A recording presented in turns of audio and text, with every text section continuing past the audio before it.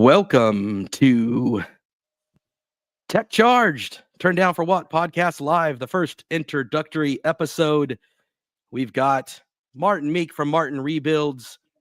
You got Jace Kraft Miller, the legend of Ford fame, worldwide international man of mystery, and myself, Chris Bow from Bow Family EV. Welcome to the chat. We are now live on X and on YouTube. The chat is also live, so what you guys put in the chat will appear for us to see somewhere here. We are learning as we go. Hey, Josh Turner, good to see you. I think we can even throw that on there. I'm not a big fan of that StreamYard logo being there, but curious if the comments will show up. But yeah, how are you fellas doing? Doing well. How are you guys? Well. Nice. Well, we'll start off, I think, waiting to see what kind of comments we have in there. I'm going to have some postings on Facebook to let people know that we're live. And also on X, I'll share that we are live. And if you fellas want to kick off, I'm not sure which one of you wants to start and introduce yourselves. And yeah, I'll jump in. I kind of want to give a little bit of introduction to the spinoff here. You know, we are obviously a subsidiary, if you want to put it that way, of Turn Down for What. But this is one of the when I got with Jace a few weeks ago and pulled you in, Chris, to kind of we wanted to bring together a new a live stream. You know, this obviously is live and talk about tech related EV. And not necessarily EV as in electric vehicle necessarily, but anything electric related. And we wanted to bring it into something that was more grit, more get your hands on it. So whether we talk about, you know, something that's a electric lawnmower, an electric truck, anything electric can come up. It doesn't really matter, but we wanted to make it where people could come away from this and really have something that they felt like they learned or didn't know about or knew about. So that was one of those conversations like, yeah, let's do this. So Jason, I know we talked about it. I love the one that you and Joe had together. It really got into some good things. And I thought, let's figure out a way to make this new again and be able to continue that good stuff that you guys were doing over on your podcast. So. Yeah, no, I love it. Happy to be here. I think it's awesome to have the ability to do this live and have people ask questions. And, I think that's a big key part of, the EV, not just electric vehicles even, but like you said, mowers or whatever it is, snow blowers, like it could be anything. So I think, there's a lot of questions out there and a lot of people that, have, from basic questions, like you said, to, more advanced questions. And I think, we kind of got the perfect group of people to be able to kind of help on both ends, so I think that's really exciting. So I'm happy to be here. it'll be cool as we kind of learn along the way. Like we can see right now, we've got 4 folks joining in. We got Josh leaving his comments in the YouTube chat. I did just post on the Facebook groups to let them know that we're going live, and then I'll kick it over on X. On X, it's already live on the Turn Down for What, but then I'll reshare that on my personal X as well. And so, yeah, I think, I don't know, Jace, if you want to kind of talk about what you've been up to, and we can kind of go around the horn and kind of talk about what the latest and greatest stuff is that we've been doing. Yeah, no, I love it. Yeah, today was kind of a fun day, actually. I got the new Ford /Lectron adapter, so that was super exciting. I've been kind of waiting to add that to my collection. I just really wanted that one. I'm not sure why, to be honest with you, but that was the last one that I kind of needed to complete my Infinity Stone, so to speak. So. Which ones do you have? You have the original Tesla Ford one. Yeah, yep. We have 2 of those, obviously, with the 2 Lightnings, and then the OG A to Z. We have that, and then we have the that one was recalled, so they replaced that with the Typhoon model, and so we have that, and then now we have the Ford /Electron. So yeah, so we have them all, so to speak, and I like having some extras. Oh, there you go. Do you have that one yet? Is that a Tesla Tap Mini? Yeah, basically A to Z, but yeah. Yeah, we have a Tesla Tap Mini. I love that 60 it has a key It has a Oh, key nice. and a lock, and I was pumped to see that. Yeah, that's awesome. That's really nice. I Now like that a lot. that's just AC, right? That's just your AC Yeah, that's just for like adapter destination chargers. destination. Yeah. Yeah. They had a deal going where you get both, so I just grabbed both. Oh, nice. Yeah, there you go. But yeah, and then today we also grabbed a Ego electric mower. So super exciting day. It's stuff, it's happening. I think honestly though, that was our last gas thing period that we were really trying to replace, unless you can include like appliances here at the house. But yeah, that was our last you know, gas thing that we had to replace. So super exciting day. And other than that, did a couple road trips recently. That was awesome. We're getting ready to do a big road trip to West Virginia here in 3 weeks, 2 weeks ish. We're going down to ski, and that will be super exciting because, as we know, West Virginia is full of infrastructure, right? So, but they are getting better, and we're going up to the top of Snowshoe Mountain, and there is actually some chargers up there. So I think we'll be okay. There's actually a Ford dealership that we're going to use that's about, I'd say, 45 minutes to an hour outside of the ski resort, and it's already we've charged at a few of those already, and I think that'll be really exciting one. We'll of course tweet it out and showcase it and do all the things. I have not had as many opportunities as you had to use the Ford ones. I was able to see it when I went to Vegas. There was country something Ford out there that was a dealer that had a couple of them. Still waiting on the local dealers to get them. So looking forward to seeing more of those Ford chargers. I know we always see Robert from Ford is always posting. I think there's a lot more of them out where you live, Jace. Yeah, in Michigan in particular, I think just happens, I think, to be one of the first, with the connections and closeness to Ford, I think that they just kind of happen to put a lot of in there first. But it covers up north, it really covers some areas that were desperately needed. So it's actually a really needed thing. And it was really good that they did that. So. Yeah, I had that experience in Minnesota last year. We had a stretch where we're pulling a boat. So we had, 110 miles. There was a stretch where I didn't have it. And there was a Ford dealer right there in the middle of Minnesota that put it in. And what's interesting about those Ford ones, you have to be cautious because it said 180 kilowatts. But I think that depends on the voltage of your car. I think if you're an 800 volt system, you can get that. We never saw over 110, which I was thankful for. But, you have to really. Was it those ready units? I'm trying to remember. They all kind of look the same. There's one up south of Kansas City at a Ford dealer, and it's the same way. It's about 120, 130, and it says 200 on it, and we never get the full. But I'm okay with that. I'm just happy to have it. Sure. Yeah, that new Electron one is interesting. Functionally, I think they all, whether it's A to Z, which is the first one I had, I've got both A to Zs. I've got the original and the newest.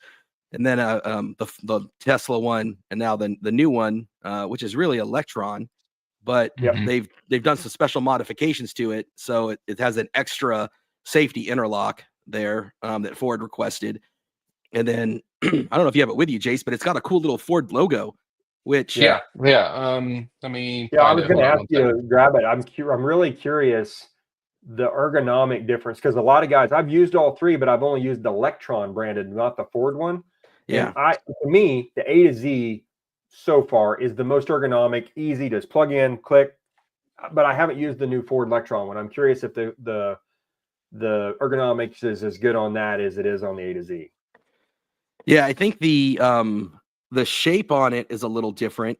And I don't think it's one button. We'll see when Jace gets here, but I still think it's a 2-button system. But functionally, that was the thing that threw me is I like ergonomics, and as much as I'm charging, we might have 20 or 30 charges on a trip. I don't like half that. Ford one has that awkward reach up behind and try to pull the. In fact, I have my Ford one. Well, maybe I do. Against your chest for that Tesla Ford original one. A to Z is just one nice button. That was the thing I didn't like about the most about this one. So all right, so we got the original. Yeah, there you go. We've got the annoying. It's even annoying now. Kind of like you don't even know which side is. Yeah, exactly. Yeah, you've got the cord in, so you're trying to do it. Yeah, so it's fine. It works, and they're fine. They work. But yeah, and then the Typhoon, so the new A to Z. So we've got that. This one's probably, yeah, it's probably the heaviest out of all of them. So, The and then Typhoon here's or the the new, Lexon? the Typhoon. Oh, Yeah, it's probably the yeah, I heaviest by like it. far. I like having one button that's just like a double press. So one Yeah, releases the top and the bottom releases the NACS.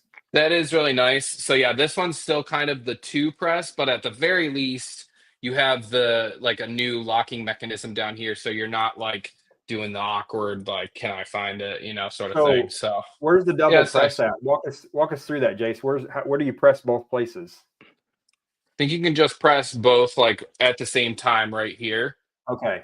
So long as an with one index finger hand, lines as the thumb and opposed to you're good. having to like, reach that thing down here. So it's sort of That's sweet. similar to this, except for you press the bottom trigger as well instead of just the Okay. top. So Yeah, and really it's not any the less ergonomic because you're grabbing it naturally with your Mhm. hand like that anyway. Yeah, I'd say it's pretty similar. And I actually think a lot of people are like, wow, it's way bigger, but I kind of, it gives you a couple extra inches, to plug this short cord in. So, I mean, I think honestly, a couple extra inches is never a bad thing. So there we go. I was wondering who's gonna. That's what she said, right? Who's gonna drop it first? Yeah. I Who's need to gonna go there? man. Yeah. I need to queue up the that's what she said and just have that on With standby a for. Yeah, boom. But I think interesting. Steve's a big fan. Just chimed in about the A to Z, and I agree. I'm a big fan of the A to Z. I really like the single button design where you press it to one level to release, and then press it to the bottom level to release both. And I've just always been a fan of the A to Z. But it's funny because the one thing that none of them have solved, and maybe it's a Ford thing, or I don't even know if there is a way to solve it, is anybody can unplug it. And so like when I did my travel down to Southern California and I stopped at Harris Ranch on the first stop, we then went inside for lunch. And this is so bad. I was so paranoid. I didn't want to use my Typhoon Pro because it's my favorite adapter. So I put on my old A to Z because I'm like, if someone steals my old A to Z, one, they may see it and be like, oh, I'm not going to take that one. And two, if they do, it's fine as they stole the old one. And then when I'm at a stop where I'm standing close enough to see the truck, I would use the Typhoon Pro. So it's that is the one drawback, is they haven't figured out a way to lock any of these into place yet. Right. And that's the thing that bothers me too, is that it's a couple $100 adapter when they first come out, and they were gold forever. So what do you do? I like to see that this little destination charger from A to Z has that lock, and I was hoping that when I got that, and for you, we'll show you everybody again. So here's the destination charger. You've got your NACS on this side, of course, obviously your J1772, but on the top there's this I haven't used it yet, but you got a key and a lock. So I think this would lock it where you cannot take this loose. You can't squeeze it. The big thing. It physically, it's locked into place. So once you put it in, you're not going to be able to disconnect it from either side. I haven't tried that yet, but so far that's my favorite, because overnight at a hotel, I mean, it's easy to walk up. People like to unplug you just for the sake of unplugging you. And if it's locked, I don't know that they will be able to. I don't know about from the Ford side though. We'll have to see how that is, because I know you push the button and it releases. So time will tell. Yeah. No, yeah, I think it would. Yeah, it would release. Yeah. Yeah. So better than. But I guess with this one, the take one it away from the charger. Yeah, the one, I guess, aspect about this one is, at least as far as somebody at least taking it, they could, stop the charging, I guess, but they couldn't maybe, I mean, they wouldn't see that extra switch down below to know to hold this. Same with sort of the old one, to get it out of the NACS thing. You know what I'm saying? What goes through my mind? And Ford would hate this if they heard it. Let's take an 1/8 inch drill bit and drill a hole crossways underneath there so you can put a lock through the bottom. Now, I'm not suggesting you go drilling holes in your adapter. It's not a terrible idea, actually. Not legal advice, not not investment advice. What's all the disclaimers? No. Don't try this at home. But there's gonna be a lot of things that you see me do on the channel that's don't try this at home. So yeah, this will be an interesting aspect, because we're gonna go the full range of Chris, who's like, man, I ain't touching that. I'm not putting anything. I'm not drilling. I'm not screwdrivering. I'm not Allen wrenching. And then you got Martin, who's got his entire cab off the truck and taking it apart. He's drilling and making adapters better. but that's the fun of the conversation, is it'll run the whole gambit. Cass, no doubt, giving us the shout out. I don't know what time it is there. Are you a early sleeper? Because even East Coast, it's only 8:00. But yeah, 8:19. Yeah, going to sleep. I don't know. Are you out in Europe somewhere? Maybe it's in the middle of the night. Maybe you're partying down in Brazil. I don't know. Where are you? Cass, no doubt. Yeah, we need to find out where Cass is and go party, because not sure what time zone. But there's but yeah, that's the fun of seeing the comments where people come and chime in from is going to be cool. But yeah, the Detroit. You're in Detroit. That's not even that late. He's in Detroit. That's So maybe he's an early riser. See, I'm a sleep in kind of person, Yeah. Me too. I wanted to kind of bring up, and you guys have probably been following this for others that haven't seen. If anybody's wondering, where's my adapter? We just talked about adapters for 5 minutes. I'm seeing, if you're able to look up your order number, in the 58,000 range, it's been shipping. Is that what you guys are kind of seeing? Yeah, it's been a while since I've been caught up, to be honest with you, but that makes I've been sense. on there the last couple of days. A lot of Mach-E people and whatever has been about that. So my next adapter is in that 65,000 range. So I'm expecting the next couple of weeks, and I'm really hopeful now that you have the Electron version, I get it, because now I'll have all three, like you guys. Yeah, it seems to be kind of like mostly Electron right now, but I saw a couple mixed in that weren't, but yeah, it seems like they've mostly switched over. So hopefully, life is like a box of chocolates. Yeah. Yeah, I think now that we kicked off too, we can kind of talk a little bit about, we've had Josh and Jesse have been out. Josh went and I know he's out there listening somewhere, but he took a little sabbatical and had fun at Disney World. And then he took a cruise after that. So while Josh was away, for those who haven't had the opportunity to check out our last episode, I hijacked the podcast, and I did a podcast with my sister. So we talked about, she just traded in her Model X. She had a Model S before that, then a Model X, but it was like a P75. It wasn't, the range wasn't that big to begin with. So when I had my Lightning in the shop for a bit, I got to drive and check out hers. So that is something that I did on my Bow Channel EV. If you guys haven't checked that out on YouTube, I went through and did a walkthrough of her BMW iX, did a drive with it. She was crazy enough to let me do that. And then we talked to her about why she traded it in, and if she had any regrets or what she liked about it. And so be sure to check out those episodes and kind of get the cool stuff going on there. And then Martin, you recently posted a video as well. What did you do on that one? Yeah, so mine, I don't have it up here queued up like the fancy stuff that Chris just did, but so a couple of videos, and I have to preface this with, anytime you're using Forescan to hack your truck or edit the code that's already there to change some code, you can mess some things up if you're not careful. I've done it a lot. Number one, if you're going to use Forescan to get in and start changing some things, back up your modules first so you can revert back. In fact, I make backups between changes, so that if you've done a bunch of changes that worked and then you do another one and it doesn't, you can just back up one step, kind of like saving your computer every day. But so what we did is we made it to where you can have the cameras come on when you have the blinker on while towing. So if you're towing something, whatever it is, flip your blinker on, your camera comes up for that side, which is really sweet. Now, did that, posted it, got a bunch of people asking, and I actually put the module codes on there that you can use. So go visit my channel or on my YouTube or my Facebook page or my YouTube channel, and you'll see that. The problem with it is we lost all the drive modes. So that first screen when you click home on your Lightning that shows you your drive mode, and I didn't even realize it was gone until like 3 days later. We got a snowstorm here, about 6 inches of snow, which is a lot for Southeast Kansas. And I went to take it out of one pedal drive, and it was gone. There was no, I think I was texting you guys that day, no drive modes. So turns out that's what that was. So I'm working on right now how to get the drive modes and the turn signal camera activated. Haven't figured it out yet, but we will. To me, I haven't put it back. because I like the cameras better than I do use access to the drive modes. So what happens? I assume you save everything before you change anything, and then you can always reinstall it back. Worst case, yeah, just revert back.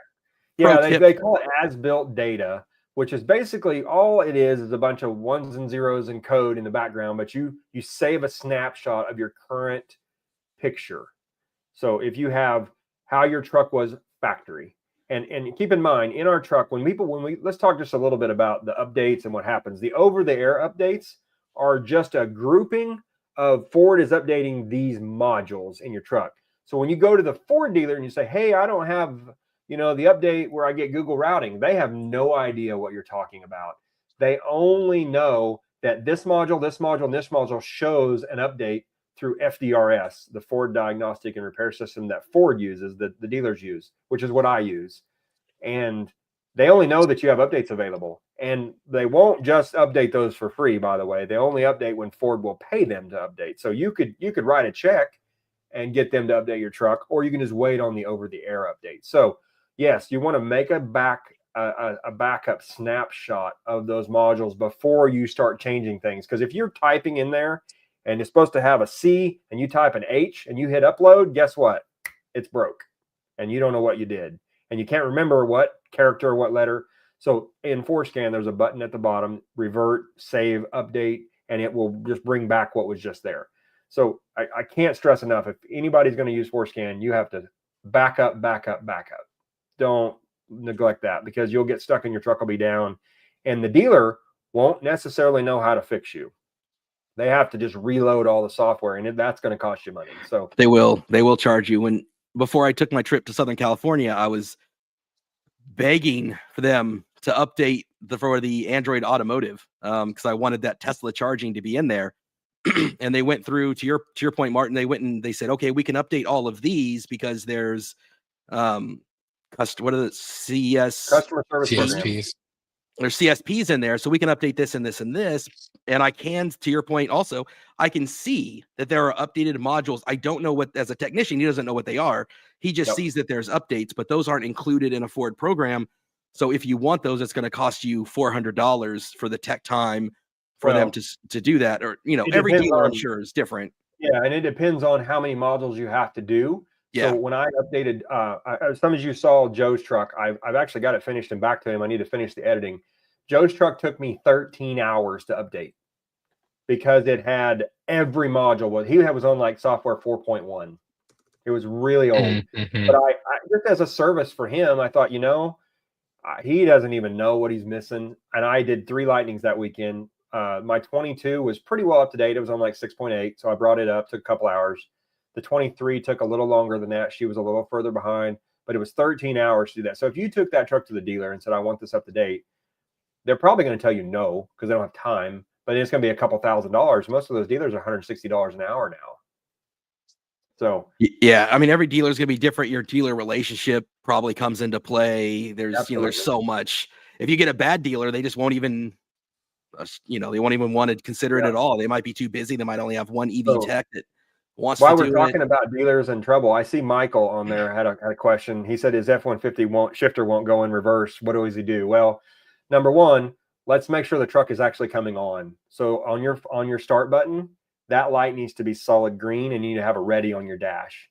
If that is flashing, it's not on. It's not ready to go out of reverse. So past that, if the light's on and it still won't come out of reverse, let's make sure that because if it's not on, it could be for a number of reasons. It could be that your phone as a key is not connected, your battery and your remote went dead.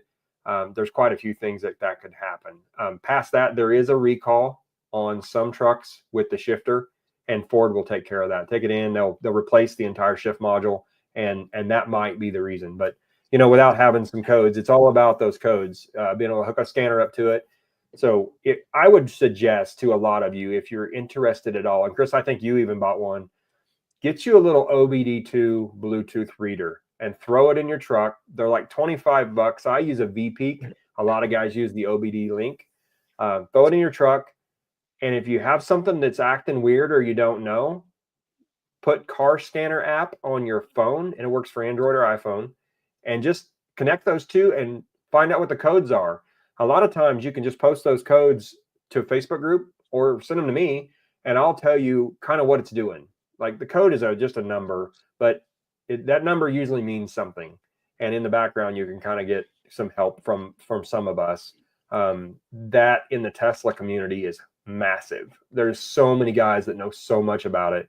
Myself, of even learning from their community, but we don't have that kind of vast knowledge in the Lightning group as much. So if you guys have questions on some of that stuff, absolutely send them our way. Even now, if anybody on here has a question about their truck, there's something it's doing they don't understand, post it in the chat and we'll try to get to it. You can find sometimes some good answers on the F-150 groups. There are a lot of guys like normal F-150. We still have a lot of crossover, but obviously there'll be some stuff that they won't be able to answer. But in general, there's that shifter is the same. In fact, yeah, exactly. Didn't know if anybody knows this. You can take the shifter out and you can put a dial knob in out of an Expedition or I've seen that. I've seen that. I'm thinking about it. Our Mach-E is not my favorite part. I thought I would like that dial, but after running it, I'm not a fan. I like the shifter. I want the one on the columns that I want. Yeah, there you go. Yeah, I recommend that V-Peak too, man. Yeah, Martin, you recommended that to me, and I had one of the other ones before that, and I really liked the V-Peak because the one that I had before, I don't know the difference on these things. Maybe you can explain it because you're so much better versed with this. But I had one of the more expensive ones, and there was one that would work with Car Scanner and a better route planner, but it wouldn't work with the car scanner on the Ford truck app. And I had to get a different one that was a CE. It's the communication protocol in those. Some of them don't have the right pinouts and they're not the same. I find it interesting that VPeak actually says through a better route planner it has problems, but I've used it tons of times. I've seen that too. Yeah. Yeah. And once you told me about the VPeak, and I just tossed a link. I don't know if that'll show up as clickable or not. Because I bought it off Amazon once Martin mentioned it to me, and it was cheaper.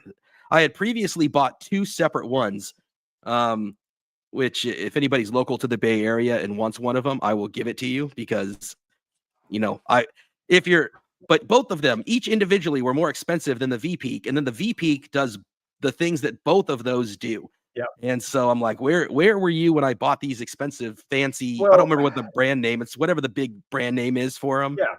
OBD Link is the biggest one. That's the popular one. And they bought like good. The MX. They have about 4 different ones.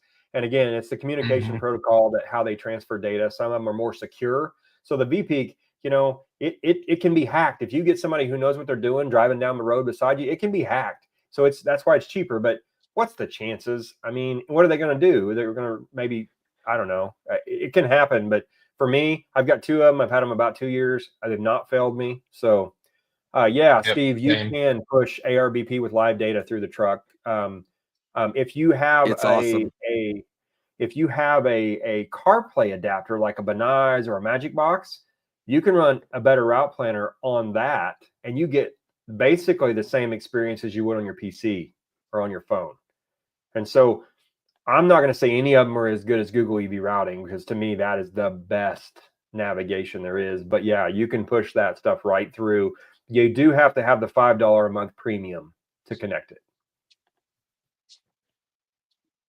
Yeah, and to your point, I'll see if I can bring this up real quick. I'm still kind of learning, but this is the video from my road trip down to Southern California, and again, this was a recommendation from Martin, and this is me using a better route planner. That's going away from the screen right now, but I used a better route planner. That's what you see on my main screen here, and it gives me all the data. You can see right there as it zooms in. It's giving me my battery temperature. It's giving me my voltage. It's giving me what my state of charge will be. So if you ever want to check out, if you just go to my Bow Family EV channel, 1,000-mile road trip in a Ford Lightning Part 1, the good, the bad, and the great. You'll see exactly what that looks like. This syncs right to my truck using a better route planner, gave me all the live data. I would love for Ford to do this at some point. I thought it was super cool. That was using a better route planner, and that was using that same dongle that you talked about, VPeak. Yep. And the better route planner is I used it coming back from Canada this last year, and it worked pretty well. it's a little tweaky on the UI, being able to touch things in the right spot, especially if you're driving it through the Benai's box. But it gives you a lot of functionality. Without the Benai's box, just running it through Android Auto, it's very, very limited. You basically have to pick up your phone to make any changes or any of that, which it does work. But I'll tell you, I took that trip to Canada, and then we turned around and we had a trip to Colorado, which was 2,500 miles. And I ran Benai's on a better route planner the whole way. It does learn your truck's data. So it'll learn what mile per kilowatt hour. For me, I'm getting about 1 to 1.1 pulling a trailer.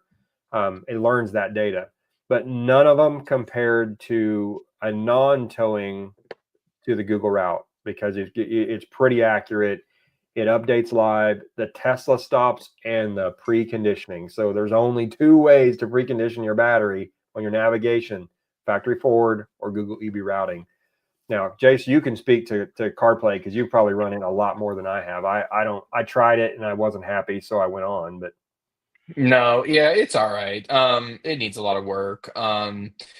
It's still a nice tool to have in general. I mean, now that we have a better route planner, back when it first launched, that we didn't really have that quite as like we do now. So, or car scanner data, which is on the actual screen, which is game changing too. But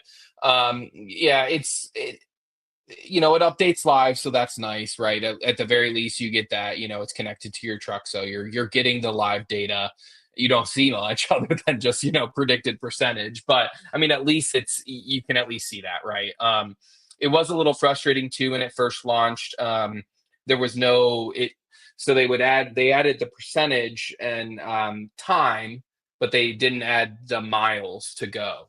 They took it away actually, and so that a lot of people were frustrated by that. Ford has now, since with a OTA update, added the mileage in the instrument cluster, so now that kind of takes care of that, which is nice. So you have the mileage to go to your destination there.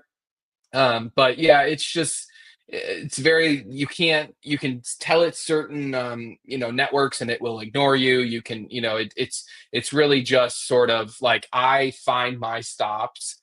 I might have like 1 or 2 options where I'm going to stop, and then I just navigate to my stops using Apple Maps, and then I'll have to navigate to the next one. So it's just not as seamless as it should be.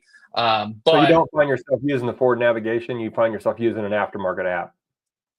Yeah, we've never really used Ford Nav. I mean, I used to use it when they had the trip planner in the app, but I don't do it much in the truck anymore, to be honest. And we use all CarPlay. So a lot of our trips are repetitive. We go to the same places over and over. So we know all the stops, except for maybe the brand new ones, but we know where we could stop and where we're more likely to stop. And if we couldn't make it, we have kind of, a backup. So, but yeah, I don't know about you guys, but for me, even in the coldest of cold, we've really never needed to precondition. That was not the case in our 2021 early Mach-E. But the Lightning seemingly is much better with not preconditioning, honestly, at all. We pretty much usually jump right up to 150, 170, right around Totally there. agree with you. Usually we're limited by the charger, if anything. Yeah, I totally agree with you there. I took a trip 180 miles in my wife's Mach-E, the 21. It's the GT Performance Edition, so it should be the faster speeds. I pulled in with a 46-degree battery because I have no way to precondition that car right now. The factory connected nav is expired. And even though I pushed all the updates, I don't have Google EV routing. 46-degree battery, I got 44 kilowatts, which I stayed for 20 minutes, which warmed the battery up. I stopped back to that same charger about an hour later, and it was 56 degrees on the battery, and I was able to get 88 kilowatts. The Lightning wouldn't have cared on either one of those. What's this? 180 and rolled. What's this cold thing you guys keep talking about out there? Right. Out there in Kansas and Ohio. Oh, it's actually 26 right now, so it's a little warmer than it was. So that's I have those little gauges on the Lightning instrument cluster that show the motor temperature and the battery temperature. I've never seen them move. I used to question, do these ever move? And apparently where you guys they do live, move. It's pretty rare. It's pretty rare in Mine's general that been they do move, but mine's they do been move. below center. I don't precondition my truck every morning because I drive 13 miles, and I usually leave my wife's car plugged in so she can have it ready. But this every day it's been about a quarter of an inch to the left, and when I get in the truck, the battery shows me it's 26 degrees. The battery, which I need it. I don't know if you guys are familiar with Tesla. I know Tesla, at least on the earlier ones, they would not charge under freezing. It's much more sensitive. In fact, it was funny because I was watching Brandon Flash's video, and he's done a couple really great ones about preconditioning and temperatures, and he shows the battery temperature that it needs to be, and I think it's like 100 and something 0. degrees for the battery temperature. And I find with the Lightning 80 to 90 degrees, and it's just fine. Like Yeah. when I did that, when I left the house, Even on I his did new one or the 4680. I'm not sure if he's done the battery temperatures on this was on the 4680 that I saw it, and it was Gotcha. just Yeah. showing the dramatic slowed speed by not, doing the precondition. And kind of like you, Jace, I don't use the internal nav because I have so much PTSD and I'm so scarred by EA that that's where it's going to navigate to is an EA, so I don't use it. And when I went from my house in the Bay Area, when I left, it was like 40 degrees, which is as cold as it gets. I mean, 38 to 42 is about as cold as the Bay Area gets in the winter. I did precondition the cabin and all that to get the maximum amount because I have a standard range, like you have a standard range on one of yours, Jace. So, you got to get every bit you can out of that. And there's some hills between the Bay Area and the Central Valley I've got to get over. So I did all the preconditioning in the cabin temperatures so that I can maximize it. But yeah, I got to the first stop and it was like and again, this for those that don't know, the standard range has has a smaller battery pack and same number of modules, but each module is smaller. And so because of that, the pack voltage, the base pack voltage is lower.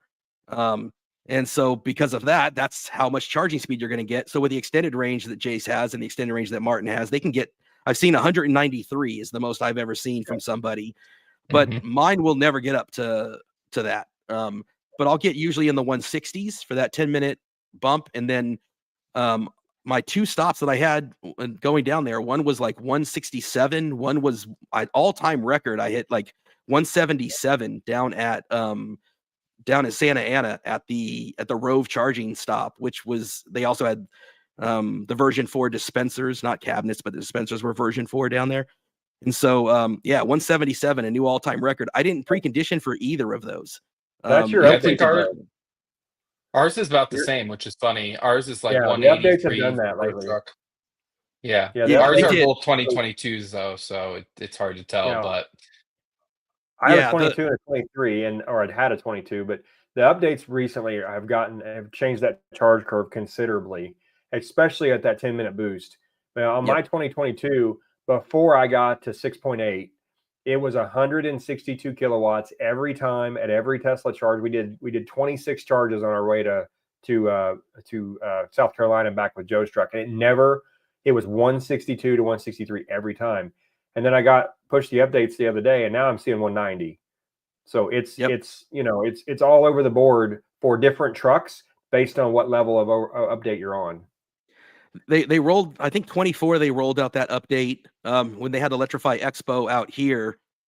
Shout out Robert with Ford, who kind of whispered in my ear, like, hey, this is starting in 2024. It's this. They've discovered and learned from the other ones what they could unleash.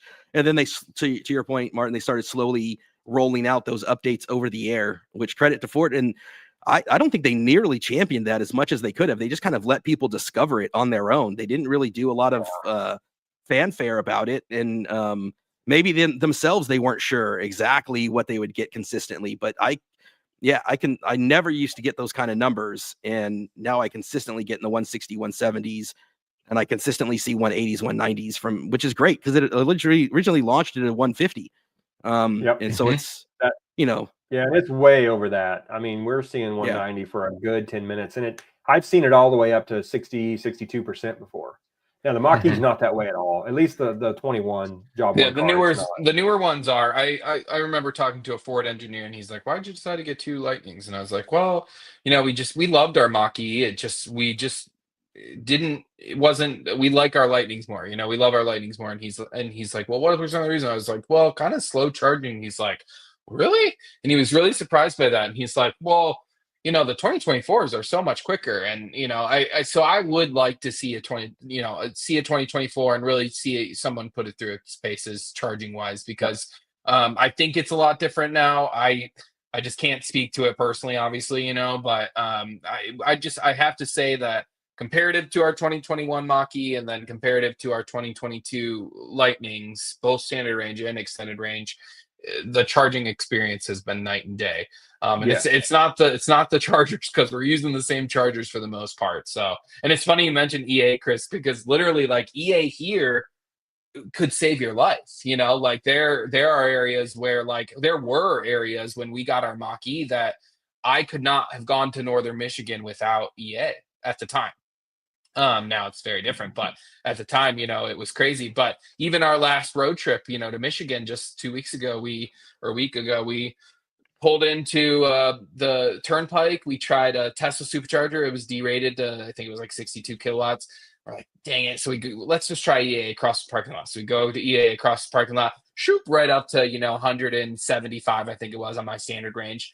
Then coming back home, and 24 hours later, literally just 24 hours later, we come home, we go to the other side of the turnpike at the same exact stops, pull into the EA, it's derated to about 62 kilowatts. We're like, what the heck? Let's go to the superchargers across the lot. We go to the superchargers across the lot, zoop right up to 170. So, I mean, it's sometimes you just never quite know. And, it is what it is. And, what a difference a day makes, so. Right.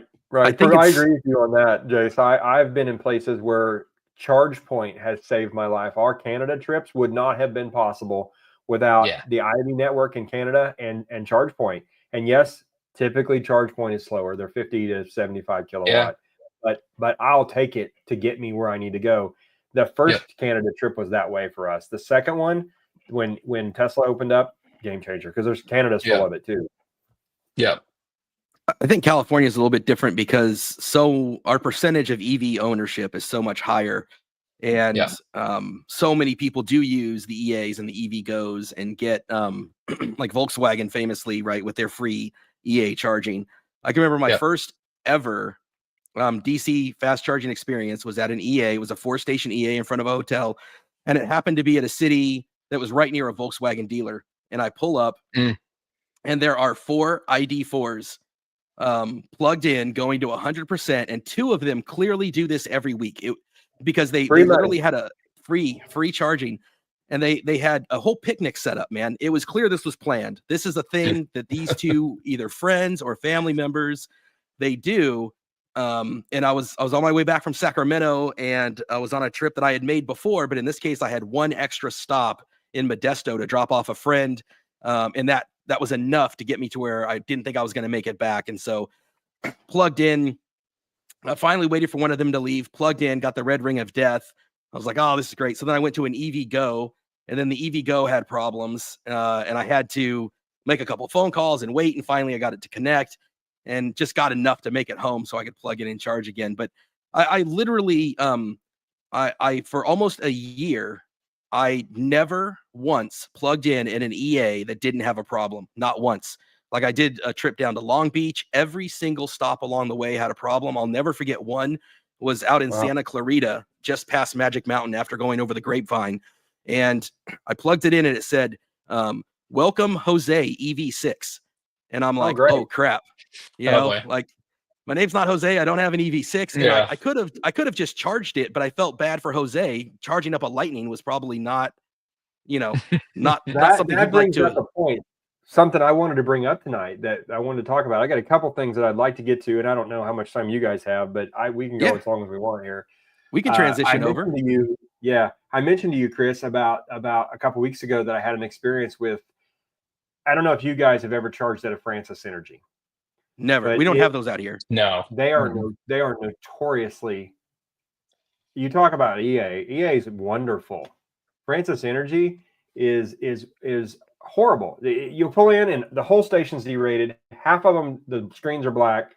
It's the worst charging experience you can have. I think you guys, if you saw any of my YouTube videos on our first trip to go get the 23, I pull in. We left with like 4 kilowatts after 20 minutes. It was horrible. So the Francis Energy stop, to me, is a last resort. We actually used one last weekend out by Wichita, Kansas, and it worked. 175 kilowatts, cranked right up. The next day, or the next couple of days, I'm headed about an hour away to pick up some wheels for a truck. I get a notification on my phone from Francis Energy that says you're charging, and it was in Alamogordo, New Mexico. I'm in Pittsburgh, Kansas. I'm not there. And I click the app and it shows you're charging. So I swipe it to stop. $4. I call them, and Francis Energy, you don't get Francis Energy, you get a call center. So I call them, and I was like, hey, somebody's trying to charge my car. It's not me. Cancel it. She said, I can't do anything. I'm just a call center. I'm like, I called Francis Energy. On the call with her, the agent, they started it again. I'm literally looking at my phone, and I swipe it to stop again, and then it's another $5 by the time it showed up. And so, and I'm not knocking Francis Energy. I'm just saying somebody stole the RFID card, and that's how it was started at the station, was via that plastic card.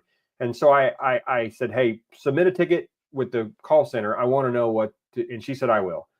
Fast forward the next day, I get a text message from this guy, a 918 area code, which is local for Francis Energy. Said, hey, this is such and such from Francis Energy. We noticed that you're trying to charge in Alamogordo, New Mexico. I reactivated your card for you. And I said, no, that's a scam. Stop. And he said, oh, okay. He turned it off.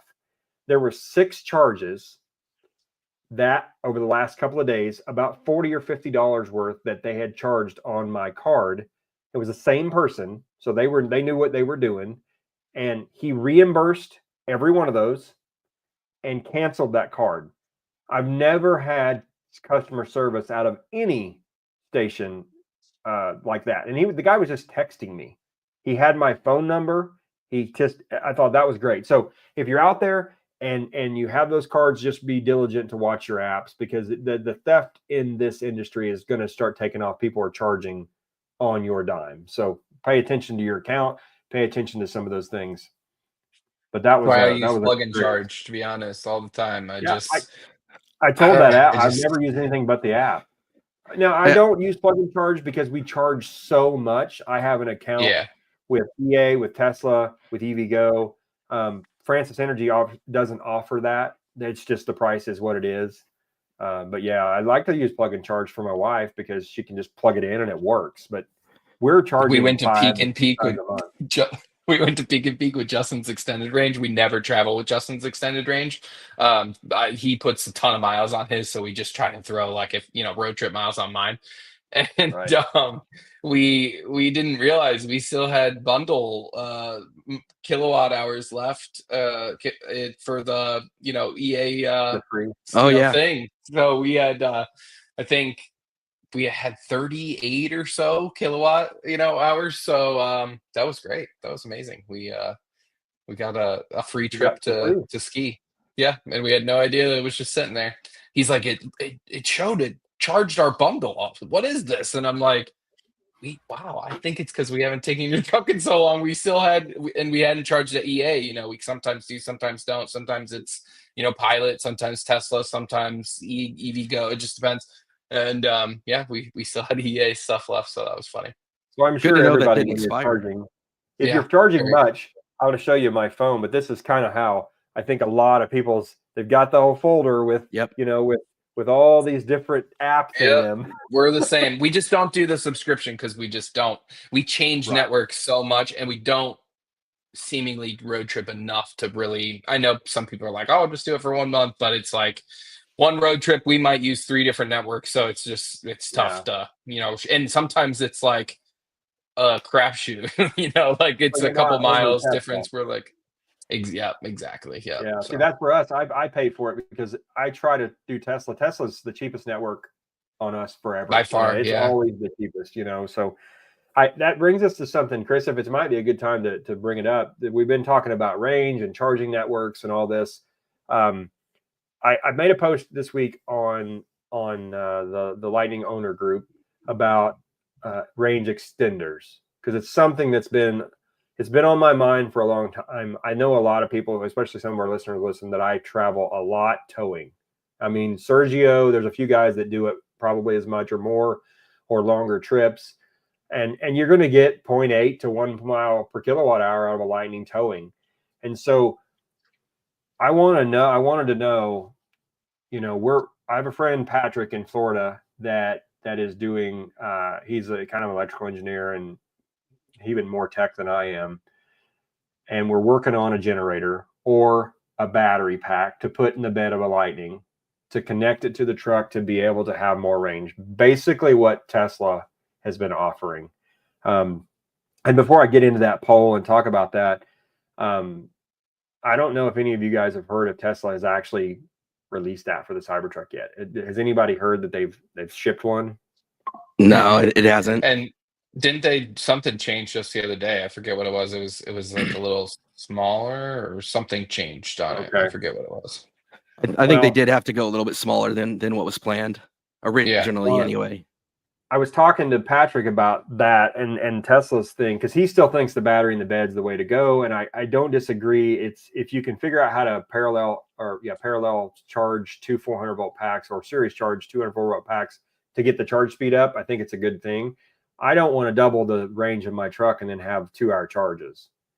That to me, it's I can do an hour if it's every 4. I'm not going to do 2.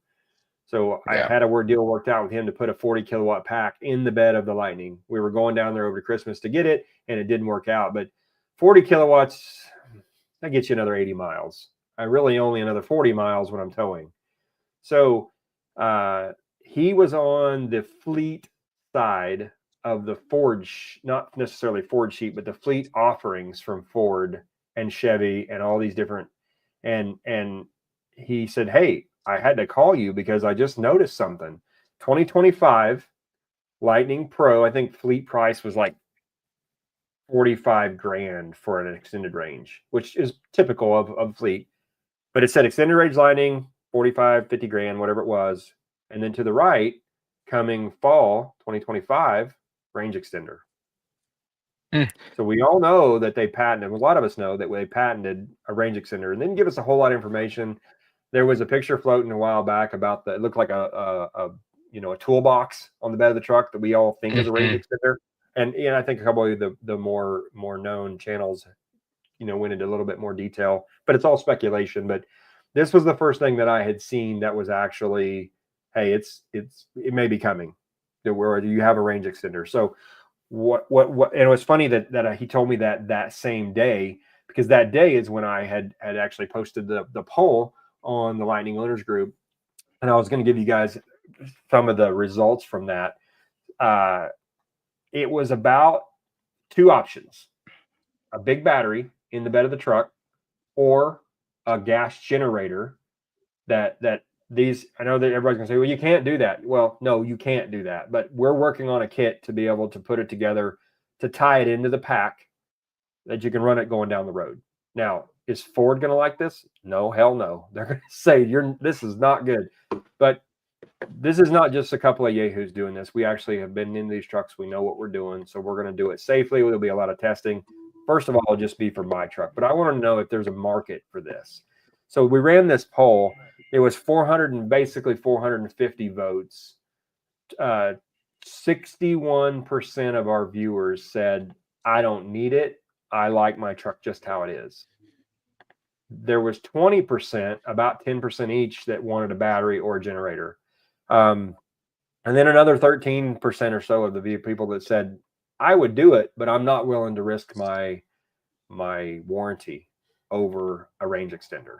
So it was interesting to hear that feedback that the vast majority of people, even though we hear it day in and day out, anybody you talk to, what's the first question they ask? Well, how far will it go? How long do you have to charge? Once you own one, that's not really a huge talking point for the majority of us. They like their truck just like it is. So I think a lot of the comments were, I just wanted to charge faster. I don't need more battery. And honestly, 260 miles on the highway in the summer, 200 in the winter for an extended range, that's like 3 to 4 hours of driving. I don't know about you guys, but I want to get out for a little bit. If it was 20 or 25 minutes, that would be much better. 45 minutes is what mine does from 10 to 80%, which is okay. That's a lunch. But you know, at 2.5, when I'm doing that towing a trailer, it gets old. So Yeah, so for I sure. think for towing is what this comment was targeted at, the range extender for towing. We really want to be able to have that. Yeah, and Chris found this, and this is interesting because I don't even know what this is about. You know, they're talking about two order guides being 122 kilowatt. Yeah, so this was Martin's kind of information made me reach out to some of my contacts. I reached out directly to Ford. Ford didn't have any updated information, but said once the retail stuff. Jace knows how that works, right? Like, yeah, I was hey, like, how'd that go? right. But hey, I wanted to ask before the podcast to see if I get some confirmation or some information, and didn't get anything from there. They said as soon as there's retail information released, we will update you guys in the group. And so cool, you know, no worries. Had to ask. And then I reached out to a couple of my dealer contacts and folks that I've been with and said, you know, hey, are you seeing anything on the fleet side? Are you seeing any information? None of them were able to confirm what Martin's guy saw. So I didn't see anything about a range extender. Everybody kind of thought maybe there was some confusion or maybe it was written poorly and they really meant either one of two things. One, that they were talking about the extended range battery, or that they were talking about the fact that Pro and Fleet are the only ones that can get the extended 80 amp onboard AC charger. For those that don't know, every other trim that's not Fleet only gets the 48 amp charger. It's not even an option. But within Fleet, there is an extended dual charger that will get you up to 80 amps AC.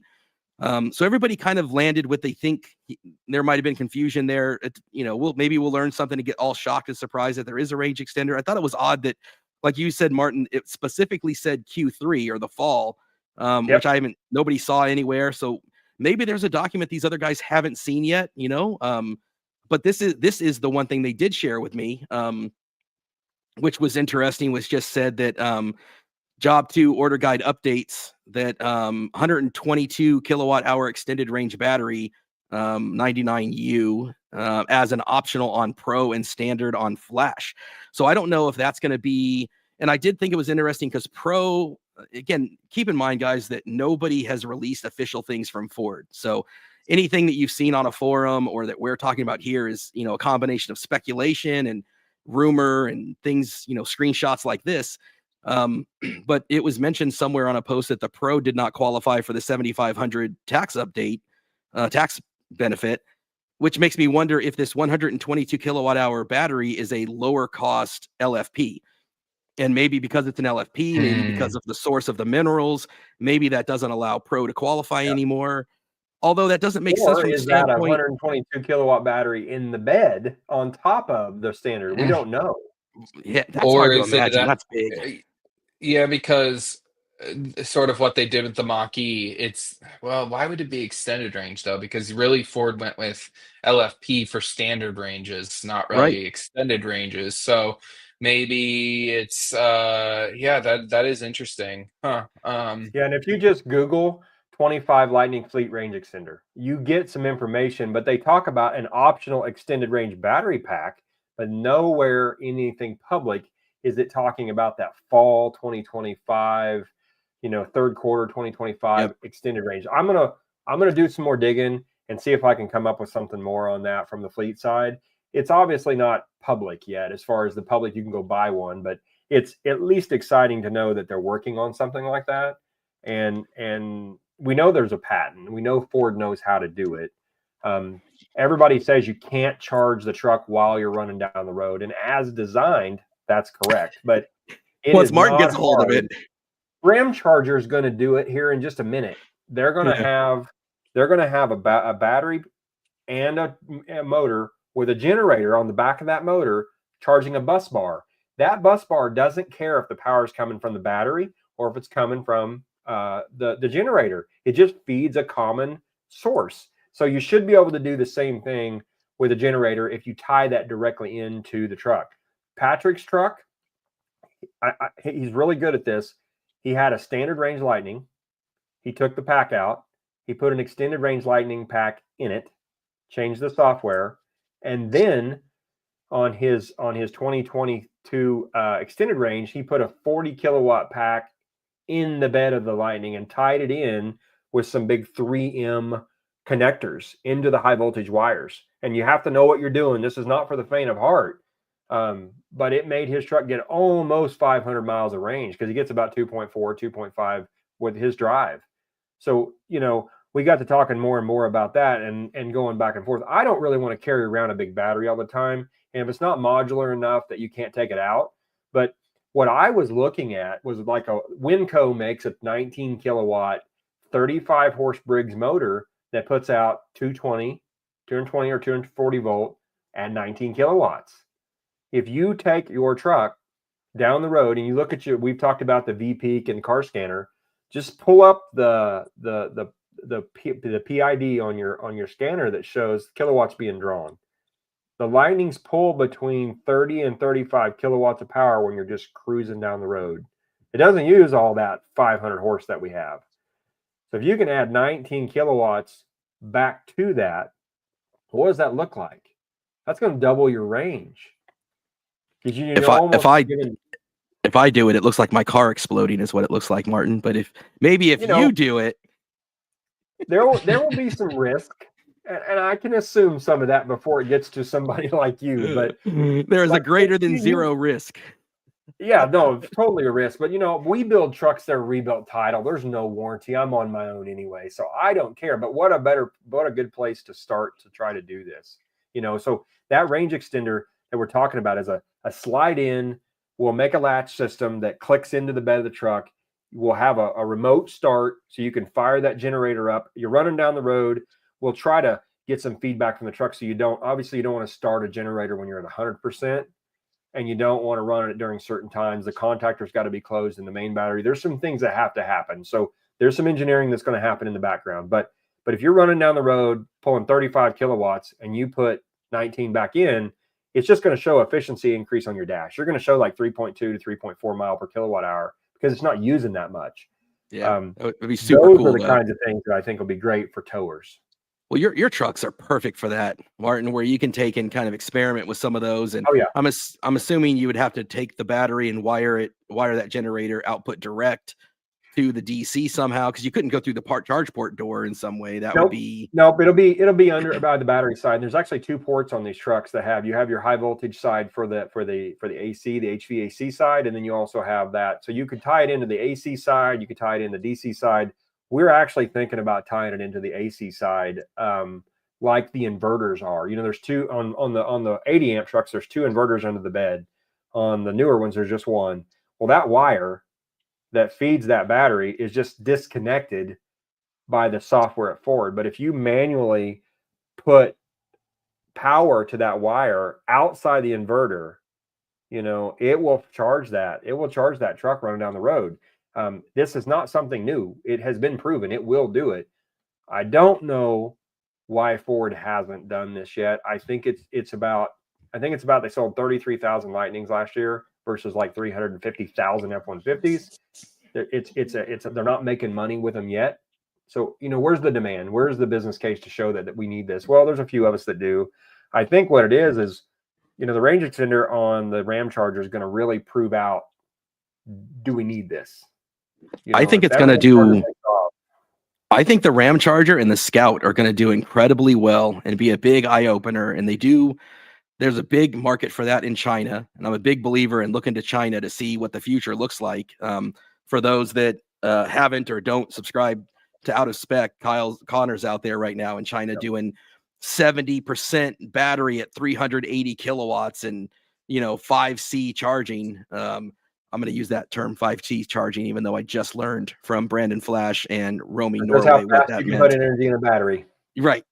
I was like, you keep dropping this term, Brandon. What does it mean? And so they kind of broke it down for me a little bit. And then I did some really bad math. So ignore that comment on Twitter when I broke that down. But now at least I have a concept of it. And yeah, seeing those things out of China, they do a lot of these advanced, like huge charging, awesome curves, and really big on exactly what you're talking about, Martin. A bunch of those have those. I think we're going to see Ford do that. When they can, the Expedition and the big. I think they're going to go a hybrid with it. We haven't released anything, and I'm totally guessing, but I think in the next year we're going to see that come out where it's maybe a 2.3 liter with a generator and a hybrid system where you can actually travel and not have the car get in the way of your travel. Josh and Jesse went and just did on the Turn Down for What channel. Look at the videos. They just did a video on the Cadillac Escalade IC, the IQ, and that thing is monstrous. But it's got like a 200 kilowatt hour battery. It's 9,000 pounds. It's a lumbering beast. $150,000. $150,000, right? And so great, you can sell a couple thousand a year like Lucid does, and but if you're going to mass market that thing, they got to get the prices down, and the way to get it is a smaller battery pack, and it's so much better. My sister has the Lincoln Aviator, which is a plug-in hybrid, but the battery on that is only like going to get her 20-25 miles on the plug-in side, but she uses it to tow a trailer, and so somewhere in the middle, right, is the answer. And that's where China really has gotten it right, and I think that's where I think Ram is going to get it right. And that's where I think Scout is going to get it right, because these 200 kilowatt hour battery packs are insane. And the one in my sister's Aviator is, other than commute back and forth to work, is useless. Once you're on the highway towing a trailer, that hybrid aspect is almost negligible. So you need, and until our battery tech gets that where you can depend on the battery to do that, we're going to need that. I think there's a really big market here for a Maverick or a Ranger or something that'll go about 50 to 100 miles, or Maverick, or Maverick, Bronco Sport. Yeah, something. I think even if we had an F-150 with like a 50 kilowatt battery that could do 100 to 125 miles, that's 27 grand brand new. There's a lot of guys that buy that. They need a pickup. They don't tow with it, but they don't need it to go 350 miles. We all talk about wanting more range and all this. Yeah, I'm that guy, but there's a lot that, I think cost is our number one thing stopping people from going EV right now, because it's 100%. Yep. Look at the 100%. volume of Leafs that are sold every year, or the Chevy Bolt. It's cost driven. Yeah, the lease deals out there show that too. So many of these have gone towards the lease deals, because the Leaf, the Bolt, and the one that really kind of should open everybody's eyes is the Honda Prologue, who, shout out to Patrick and Liv, who also went out and got, what did they just get? They just got the Chevy Equinox, I believe, which is basically that same deal, right? They got a great lease deal on the Equinox, which is essentially what, the Prologue is the Blazer. Is that right? The Prologue is the Blazer? No, Prologue is the Honda Prologue. That's Honda's own deal. No, the Prologue is actually the Prologue is GM. Yeah, it is. Prologue's it GM. is. I believe it's the Blazer. It's a little bit bigger. Quoting here then. Yeah. Now there's a new Honda one that they're supposed to be coming out with that they just talked about at CES. Yeah. No, but I'm good with it. The Honda Prologue is a Honda vehicle. No, it is, but it's made by GM. It's made by GM. It's got really? OnStar. It's GM base. Okay, that's cool. And it is a Honda vehicle, but it's made by GM. It's the best GM car you can ever buy. Ultium, which they don't want to call it anymore, but right now it's not Ultium, but it is. It is the best. That is the best GM product you can ever buy, because it will charge. And everything it's got Apple CarPlay, and it will charge on Tesla chargers. You just have to tell it that you're in a Chevy Blazer. So even though you're in a Honda Prologue, if you tell it you're in a Chevy Blazer, it will work on the Tesla chargers with an adapter, and it has CarPlay, and it's got Honda service at the dealers. I've seen quite a few here already. Yeah, they sold 30-something thousand of them. Right behind Mach-E was the outsold the Chevy Blazer, which is essentially its cousin, and so but that's the lease deals, that's going to be a good one. I think that the Ranger's overseas with like 28 miles right now. I wish they'd bring that here. I think we could put a little bit bigger battery in it, but I have a friend that I work with that wants a Power Boost, the Ford Power Boost, 1.5 kilowatt battery. It's really not a hybrid. I mean, it is, but Gabriel just chimed in. Year and a half. Gabriel chimed in with cost. I'm not sure which one you're referring to, Gabriel, if that was the range extender or the cost of like the Prologue or some of those. Maybe comment. Give some feedback there. Which one you're talking about? But I know a lot of people aren't. A lot of people aren't going to buy. The reason they're leasing them is because you wouldn't want to spend base price on the Prologue or the Blazer or a lot of these especially if you compare specs to, a Model Y or some of those that are out there. It's not a great deal. But if you lease it and then you get the 7,500 and then you get, you're only, we considered actually the lease, because in 2 years is when the new Ford stuff is going to come out, in 26, 27. So we carefully we considered for a while. In fact, it was funny. We reached out to a local Volkswagen dealer, because Volkswagen was doing a great like $149 a month lease for 2 years. And so my wife and I were considering that, and the dealer experience was so bad that we just forgot about it. Like, forget it. They kept trying to sell me an actual car and talk about financing and trying to talk about other lease deals. I posted that on X, the screenshots of this chat.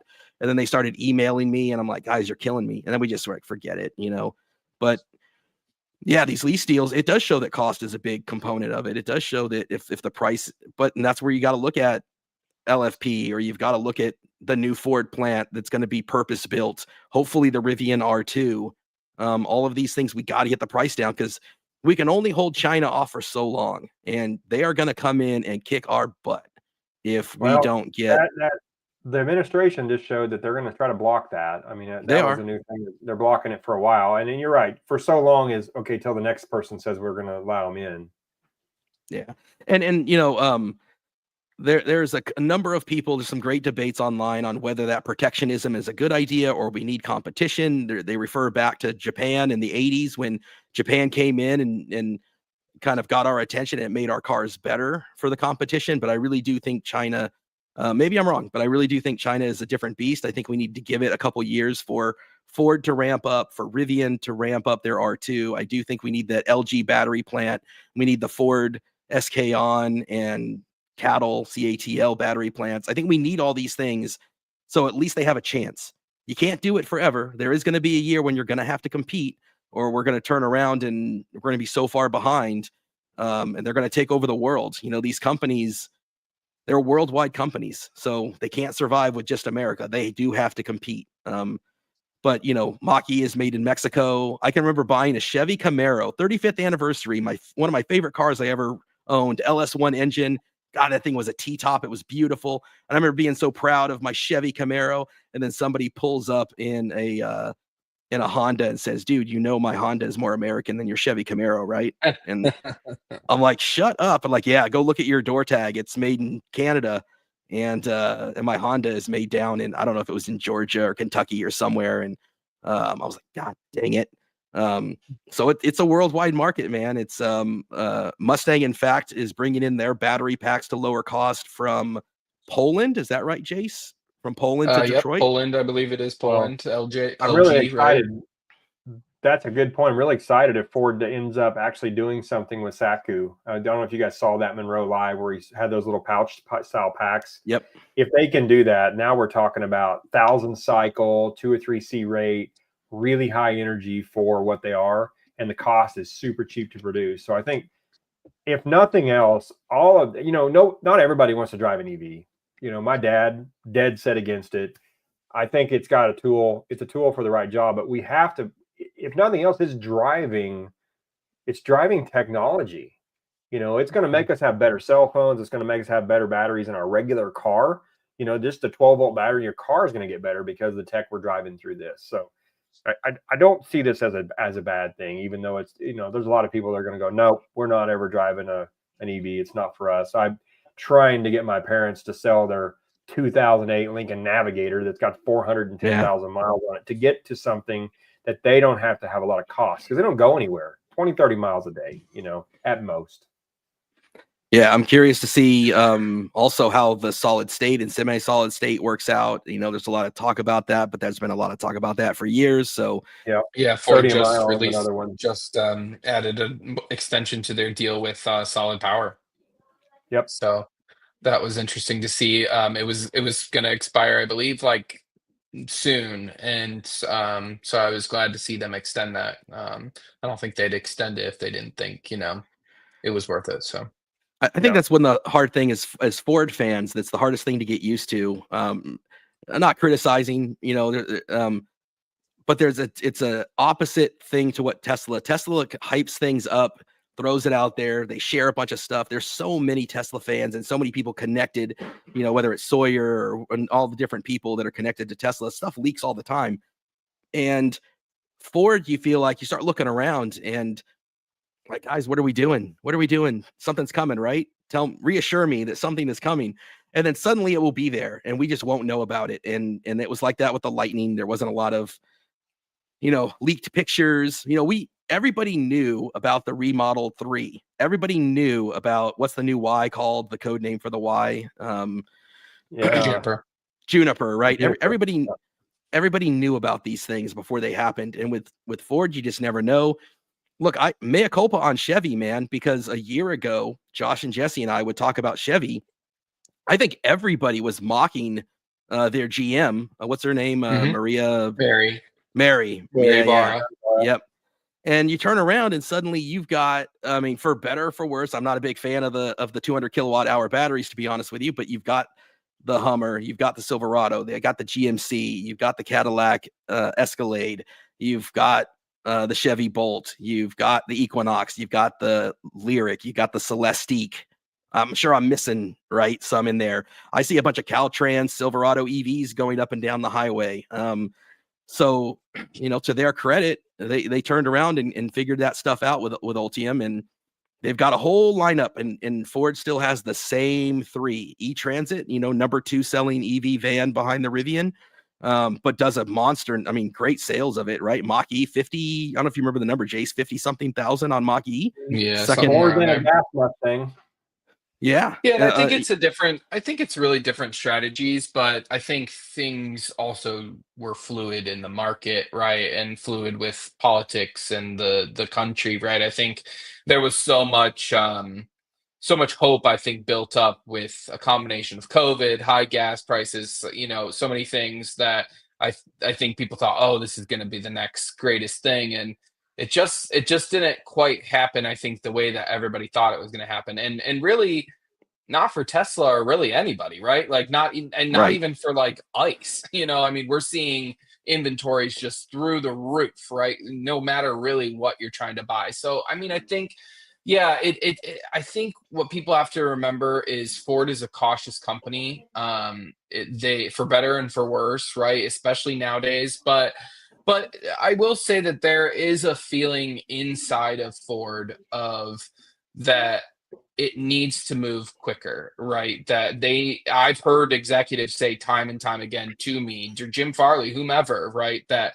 Ford needs to act as if there's a startup underneath Ford, right? Inside Ford, so to speak. And they know this, they sense this, but the way kind of Ford did it was very different. Like small teams, small budgets for Mach-E and for Lightning, very small when it really, in automotive world, especially for as large as a company as Ford is. And so they did a really small budget, really small team, and they came up with honestly amazing products for like how small those teams were and how small those budgets were. Partly because I think they had great products to build off of, right? You had the Mustang name and what you wanted out of that.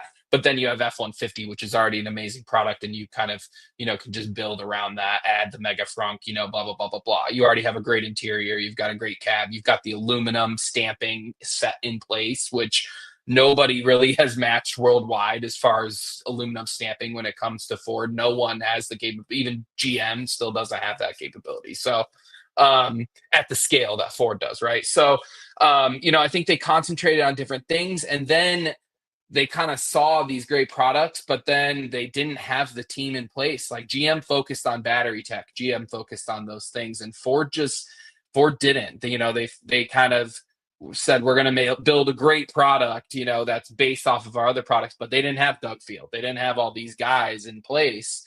And so, I think just kind of the way it happened is a little different. And, I think there have been some times where it becomes frustrating as a Ford fan because you want the latest and greatest, but when you look at the deep, like fundamentals and how it happened and why it happened, I think the smart move is what they're doing in the long run, but it may not be the most satisfying as like a fan, right?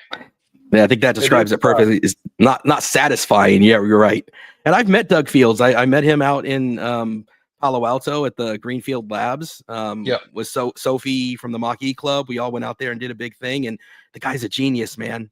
You can see it. I would like you to can hear see it. more of him again. I'm kind of Yes. sad that he's kind of gone, kind of MIA a little bit as far as public engagement goes. But I think this is kind of for a reason. I really do think this is all for a reason. I think Ford has kind of said, let's go back to the drawing board. Let's regroup. Let's come back with a new game plan. And then and let's not release information, because I think they did that a couple times too soon, where they got a little bit ahead of themselves, released some stuff, and then, oh wait, the market didn't really kind of follow what we were thinking it would, and so now we have to kind of go back and retool. So I think that kind of has not put some people off, but it kind of stifled some expectations, right? And some excitement, maybe, let's say. They definitely. No, go ahead, Martin. Sorry. Yeah, then Tesla did that with the Cybertruck. They told us 500-mile range and $39,000 and all these things, and it comes out and it's not. And yes, they've sold a lot of those, but it certainly wasn't something I was seriously considering until it came out.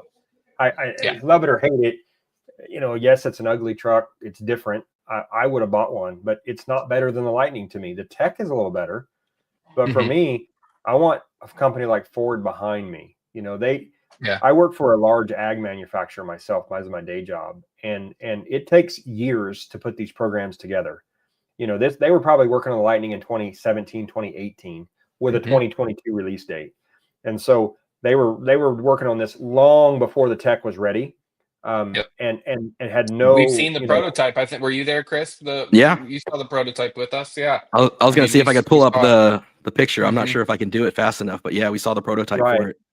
So then now you're 4 years, 5 years later, the Lightning's a little dated, but they started on whatever T3 is and whatever they're working on when the Lightning came out. They knew. I mean, we all heard about it, but I think you're right, Jace. They don't want to release too much too soon, because you don't know what thing's going to pan out. There's too many unknowns, too many variables, too many things that are changing so fast in the battery industry. We'd like to think that I noticed Gabriel posted, about lithium batteries in the 12 volt. How much lithium would that, if they swapped everything over? He's right. We need to get away from that tech and move towards something, the sodium ion or this Saku's battery tech. But Ford releasing that stuff, that information early without proving it out, without all the validation, it can be detrimental to the reputation of the company. So they got to be cautious. Yep. And they are. And I mean, I think again, for better and for worse, right? But yeah, it's Ford has been clear that whatever comes next needs to be profitable. It cannot be, and Jim has gone as far as to say that, like, if it's not, it won't come out. It has to be profitable, and not just like I mean, you're not talking like even what GM's maybe making on their Altium stuff, right? Like, he's talking BYD level profitability. So I mean, we'll see. There's it's going to be interesting to see really what happens and how they do it. But yeah, I agree with you, Chris. I mean, it's hard to get used to. It's sort of like where Apple is in sort of my eye. Like, where they have amazing products, they're a leader in what they do, but they're cautious. Again, for better, for worse, but every once in a while, like once every maybe decade or once every 5 years, they're going to come out with like some big product and they're going to surprise the crap out of you. Yeah, and it kind of actually worked out. Both Tesla and Ford worked out in my favor as an early buyer of the Lightning, because I can remember when I first bought it.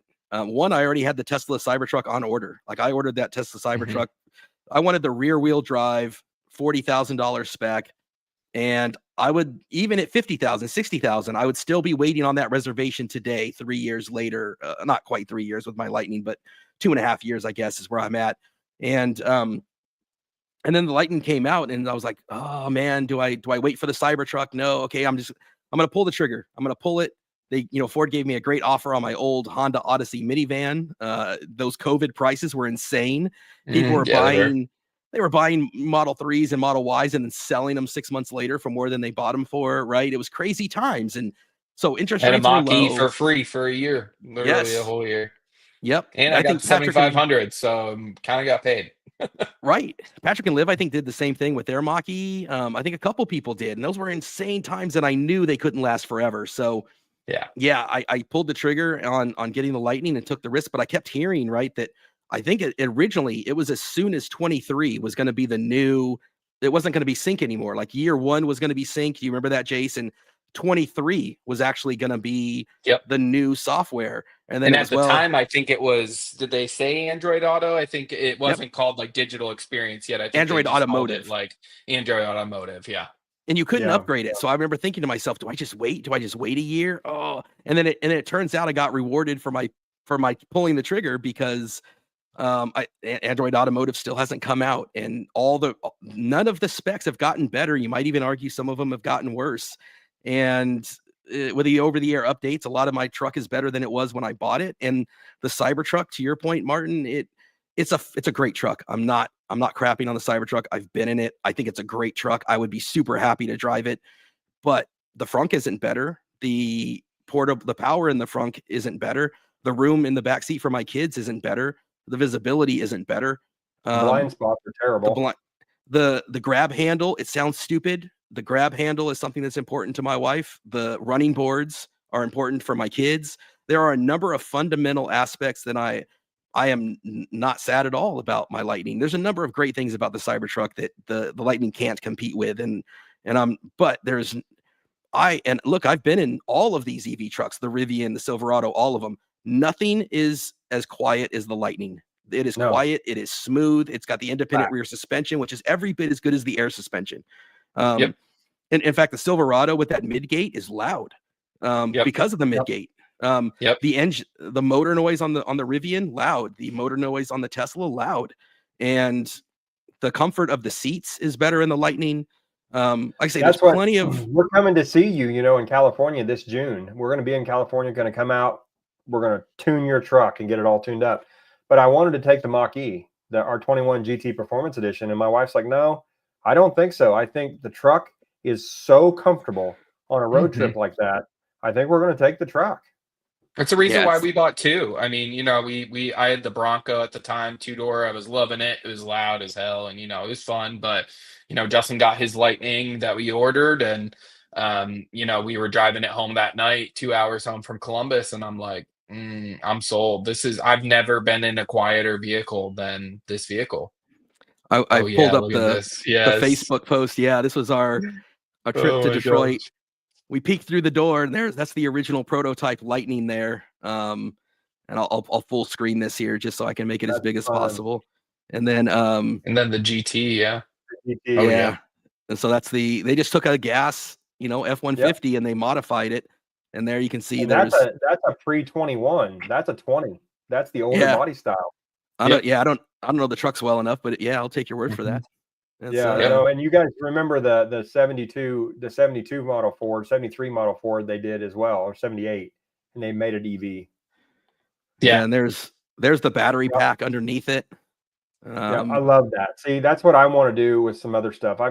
We'll talk more on this channel, this podcast about tech. I want to get into some of this tech as we go along here, because there's some things that I think we'd all like to see, and some stuff that we're really, Chris, these are making me jealous. I want to do some of this with it. I should take a 19 F-150 and make it into a Lightning.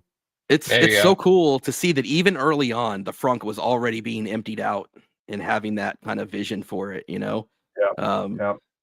which I've been spoiled by it, the Lightning is my first EV, and it's going back to the BMW iX video that I did. It blew me away that big old hood with all the great geniuses of German engineering not only doesn't have a frunk, you physically can't even open it.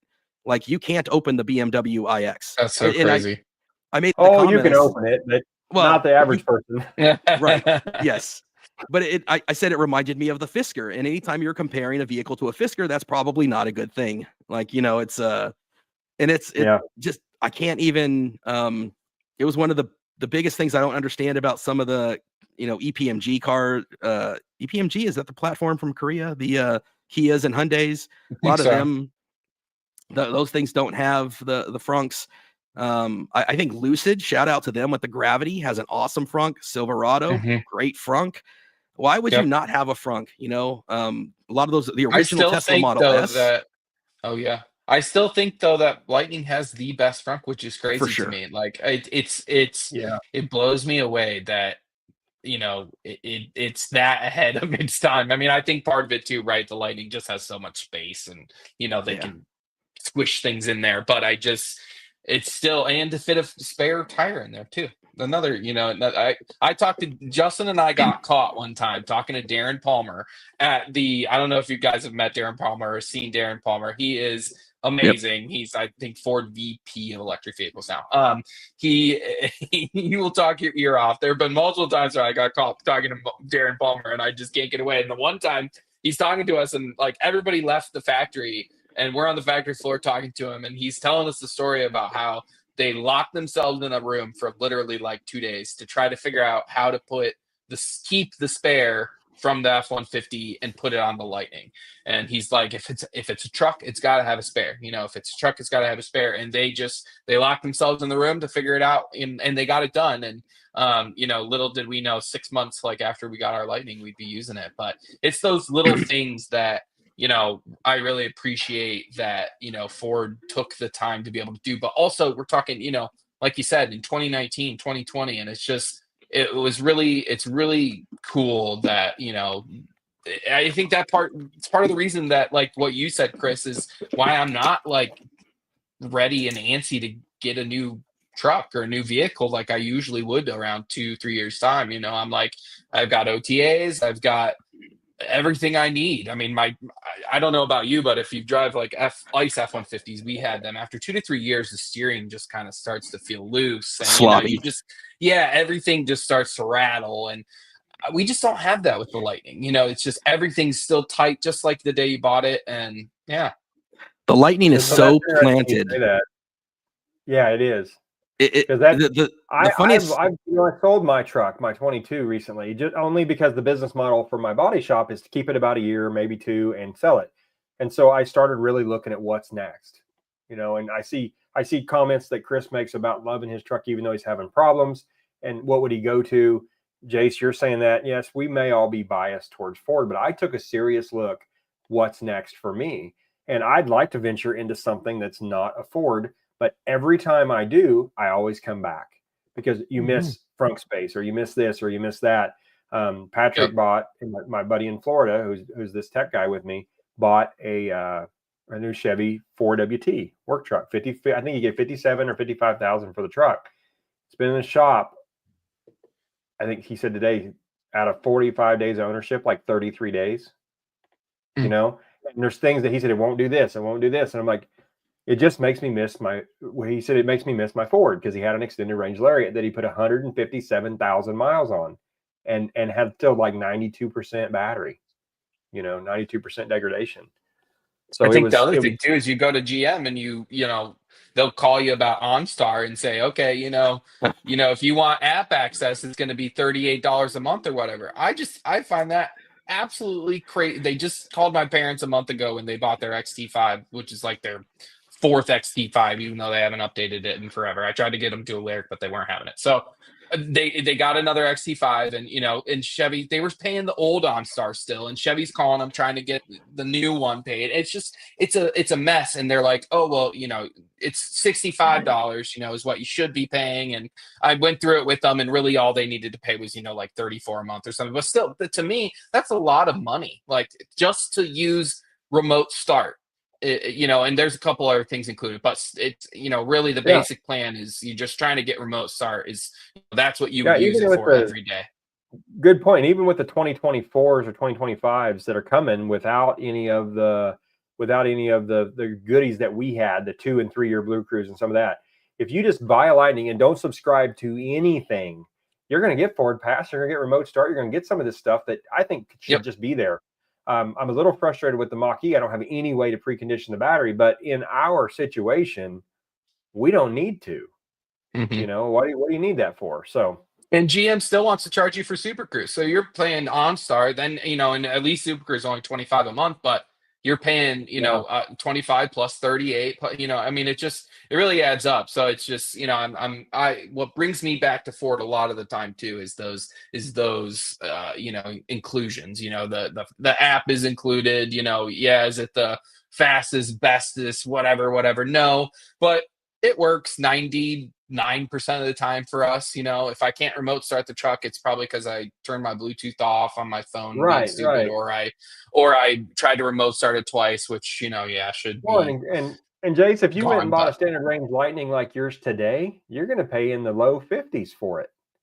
Well, if you yep. go buy a Cybertruck today, it's still $80,000 for the cheapest one. A Rivian, still $80,000. I mean, there's not another competitor besides the 3WT and 2WT that's coming. I just heard the 2WTs out, and they're also going to come with an 8WT as well, 500-mile range. But anyway, that Ford doesn't. They're meeting a market that's close. You can buy a new Flash for the same price as a new Lariat gas. Yeah. Yeah, they've got so many discounts and deals, and I'm not. Again, Ford just doesn't share a lot of their information, so I'm not sure what the numbers are. Like, are they taking a loss on every vehicle? Are they? I think I think one of the so. most insightful things I ever heard, and I might get the quarter wrong, but I want to say it was Q3. It had to be Q3 somewhere last year. One of the quarterly calls. It was a profound statement that I wasn't caught by many people or picked up on, where they mentioned that for every Lightning they sell, they can sell 17 gas F-150s. Yep. And if you do the math on 35,000 Lightnings times 17, you end up with a number that's in the ballpark of how many F-Series trucks they're selling, specifically F-150s. Because the F-250s and 350s, I think, are heavy duty and they're not subject to the same what are those carbon credit deals, right? And Mm. so they saved a bunch of money not paying Tesla like they had in previous years for Tesla's carbon credit offsets.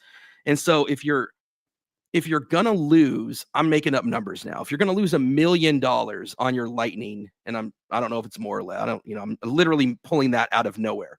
But if you're gonna lose $1 million on your Lightnings by slashing numbers, but you save $5 million that you're not paying Tesla, your competitor, and it's a tax write-off, there's a lot of reasons why they need to keep making a Lightning. And every once in a while, these rumors come out about where they confuse a production stop with, not making the Lightning.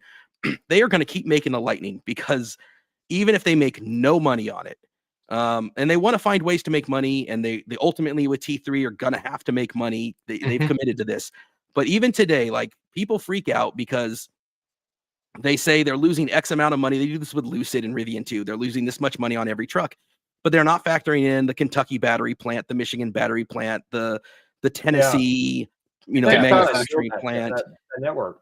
Yeah, they're not factoring in all the people that are doing the code in Michigan and here in California and Irvine and Palo Alto. They're not losing literally that money on every truck. They have all this investment that they're putting into the next generation that they need to in order to compete and in order to make money. And even if they lose some money on it, which I'm sure they are, I shouldn't say I'm sure because I really, like I say, don't know, but they're not paying that money now to Tesla. They're not having to buy those carbon offsets. There's so much more in the big picture to this stuff. That Ford just doesn't talk about release for whatever reason. Credit to them for breaking out Lightning sales the way they do. They're one of the few that does. But yeah, they're so quiet and so internal with their information. It's so hard to get. But that was one on that quarterly call that I just thought was profound, that it enables them to sell other vehicles and it's not going anywhere. And that doesn't even count Mach-E. 50,000 Mach-E's, again, that's carbon credits. They're going to offset. It's not like they're selling a Ford Taurus anymore. So I think that's great from a business model, and they have to play the same game that everybody's playing. I heard Elon talk the other day about the new bill and the tax credit, and he said, we don't need it. Get rid of it. He's not even for it. well, And I think there's a lot of sense to that. If you build a better car and it will perform like the average American needs it to perform, they're going to outsell regardless of what happens. You know, if the F-150 Lightning was a 500-mile range truck with a 10-minute charge and there's a gas station on every corner, and it was the same price, if you drive one and you don't see that downside, it's really easy to make the decision. Right now, there's a few downsides that most people can't get past. So even without those carbon credits, and I understand where you're going with that, I think it's still the end of the day, 33,000 Lightnings is that's not insignificant. I mean, that's what they sold, I think, was it last year, 2024? 33,510, I think was the number. Like that. That's not insignificant, but it goes to show you how many people just can't grasp it. You know, I think if they back off and they do hybrid a little more, where you get that opportunity to, because a lot of us travel with our trucks, and most people I know, if you're dealing with, you think about it, if you're trying to put strollers in and dealing with kids and your wife, and you got to be home, they don't want to charge, they just want to drive. And that's why I proposed this range extender that I did, because throw it in the back of the truck, throw some gas in it, drive.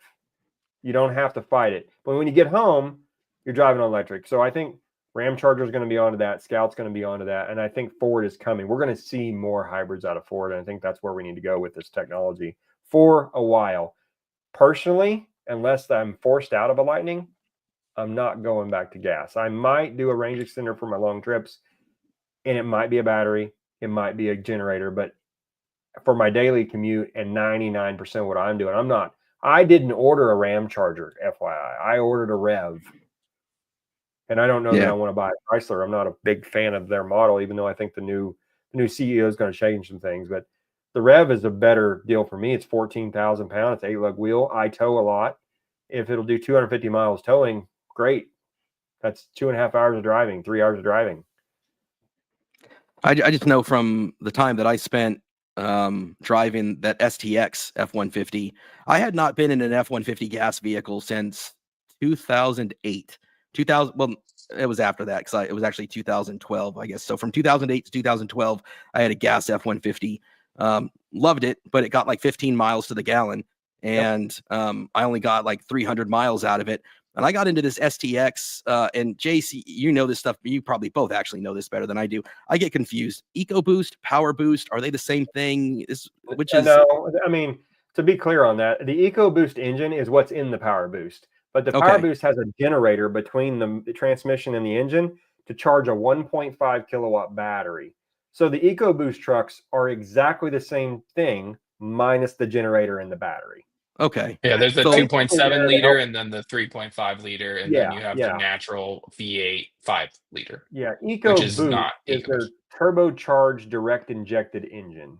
And it's a good engine, but they have their issues. I think it was the EcoBoost. It had a 36-gallon tank on it and was rated to go 900 miles on the highway, 700 miles mixed use. And I mostly drive, for all the reasons, they're opposite. They're so opposite. You know, the Lightning works great for me. I get, 270 miles out of my standard range because it's Bay Area commute traffic. It's surface streets. It's a lot of, but for that same reason, it made the STX inefficient. But even at inefficient, it was giving me 700 miles of inefficient range. And on the highway on that trip to Disneyland, I could have made it to Disneyland and back without gassing that thing up again. But would you do it? Knowing how your Lightning rides and drives. No, I would never switch. I would never switch at all. But there you go. But that is what I compare it to, though. It's interesting you mentioned the spare tire, because just like in my head, I'm like, we don't need 700, much less 900 miles of range. You got to go to the restroom. I got kids. The Lightning works perfectly fine for me. I would love to have the extended range, but even as a standard range, it worked just fine. We're going to do a trip to Arizona to the Grand Canyon in the spring, and it's going to be fine. It's going to be fun. But for the same reason as that, I want a spare tire. It would be hard for me not to have a spare tire. I have never once used the spare tire in my Lightning. And so to me, that is analogous conversation to the range. Do I need 700 miles? Do I need 900 miles? I don't. Do I need a spare tire? Technically, no. I have never used it. I'd like to have it just in case. People feel that way about range. They want to know they can. They don't need it most of the time, but they want to know they can. That's the American ethos. It's we're except for guys like me. I'm using it. Asher posted, who uses their truck for work? I don't know if that was sarcastic or not, but I do. I'm towing 2,500 miles most every time I get in that truck round trip.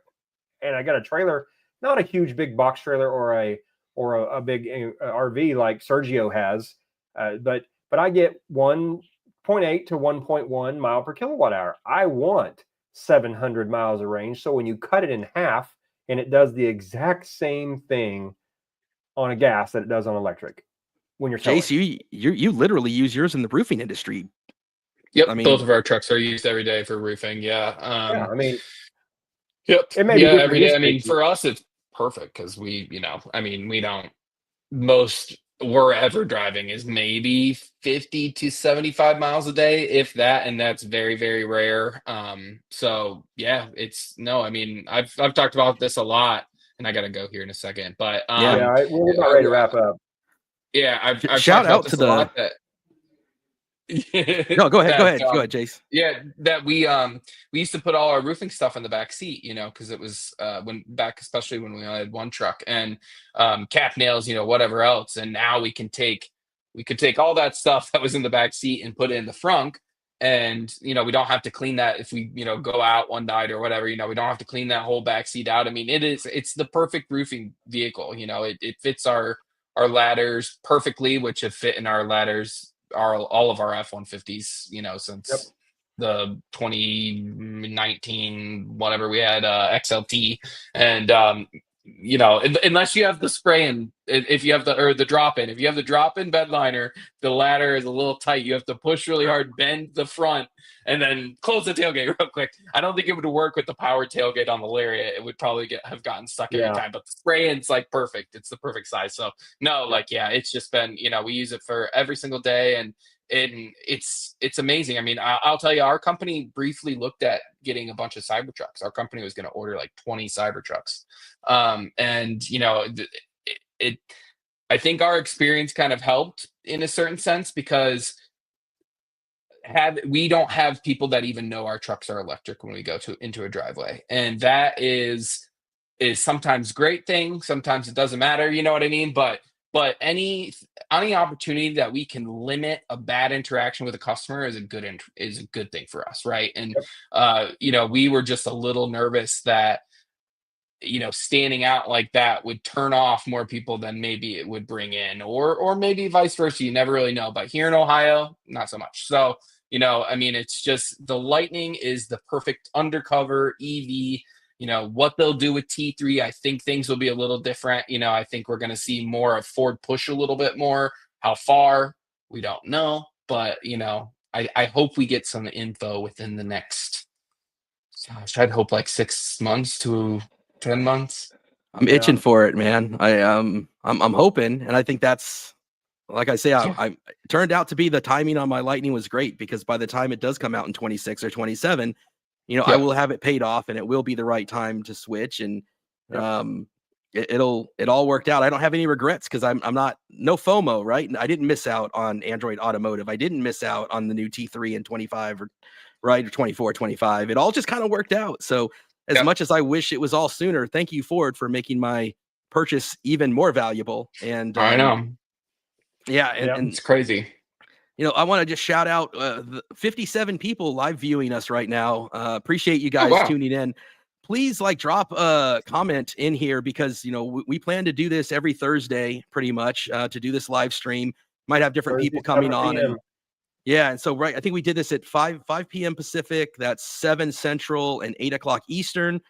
So that means right now, as we're coming up on 7 o'clock, that's 10 o'clock Eastern. Not sure where our audience is for you 55 people watching the stream. Drop comments and let us know what's the ideal time. Is this a great time? We've had more people on late. Give us some topics too. I think next week we had a great introductory. We went over some high level stuff.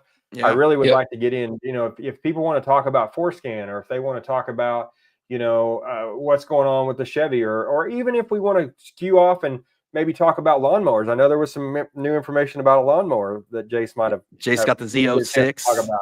I have a new Deere electric lawnmower coming up, so maybe we talk a little bit about that. This we want this to be just electric related, and it doesn't have to be specifically trucks. That is a big thing on a lot of people's mind, but I think give us some feedback to let us know what you guys want to hear, what you want to talk about. And I think just before we wrap up real quick, Martin, because I meant to bring this up earlier, and shame on me for not doing so. We started talking about like what each of us had been up to, and I missed you made a video doing me a solid favor, making a Putco. The T-harness. The T-harness. So if anybody's curious, we're gonna hopefully, Chris, we get the video you putting yours in, but a lot of people know about the LED emblem in your truck, the LED light, and it's cool. It's kind of been done a lot now. I still think it's one of the best things that I've done with mine, but the hard part about wiring that is where do you connect it? Is it going to stay on all the time?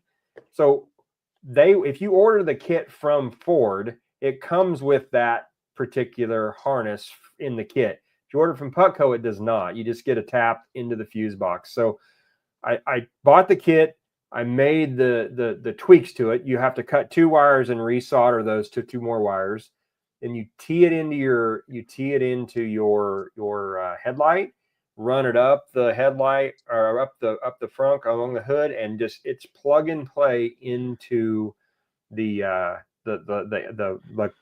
plug-in on the LED emblem itself. So what I'm getting at is you can't buy that currently, but if you got a little bit of knowledge, or if you want those, I even thought about it. If guys want those, send me your T-harnesses, and for $50, I'll do it. Now I'm throwing that out there. I shouldn't say that because I don't know exactly what. Be careful what you ask for. Yeah, be careful what you ask for. I'll get 25 harnesses showing up at the house, but it does make that in plug and play. And what I like about it the most, and is what they missed, when you turn the headlights off, the LED emblem goes off. On my 22, I wired it into the fuse box like everybody does. But on the 23 and on Joe's truck, who we added to his truck, we wired it into this T-harness. That way, if you pull in, we have pets. When you pull in somewhere and you're going to leave your dogs in the truck for an hour while you go eat dinner, I can shut the truck off and it looks like it's off. With the other truck, that emblem is always sitting there just glowing. And it kind of attracts people to want to come look at it, or they think you left it running.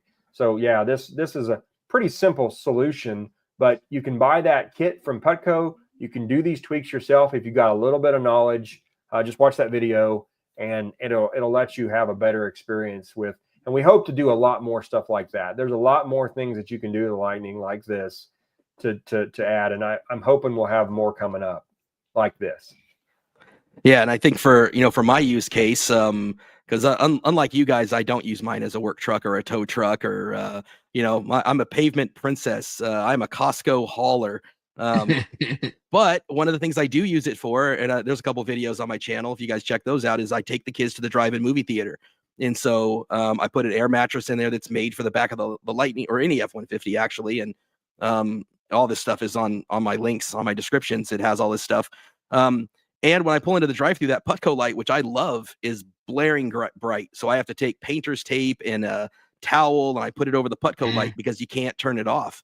And so having this, and this is really the way, if you look at the light up LED from Putco for all the gas F-150s, it plugs right into the headlight, because that's the way it's really designed to be done. So this modification that kind of helps extend the wires long enough to work for the Lightning, because obviously the Lightning front grille lifts up in a way that comes without the headlights, which is different fundamentally from the way it does on the gas vehicles. So yeah, this is big. If you're, I also run it sometimes for my Christmas decorations. I run it sometimes, for powering the house when there's a power outage. And in all those circumstances, that Putco light is blaring, glowing, letting everybody around me know, oh, look, this truck is on. And, it's going to make people peek in the windows. It's going to make people, do all kinds of things I don't want them to do. It's going to annoy the people at the drive-ins.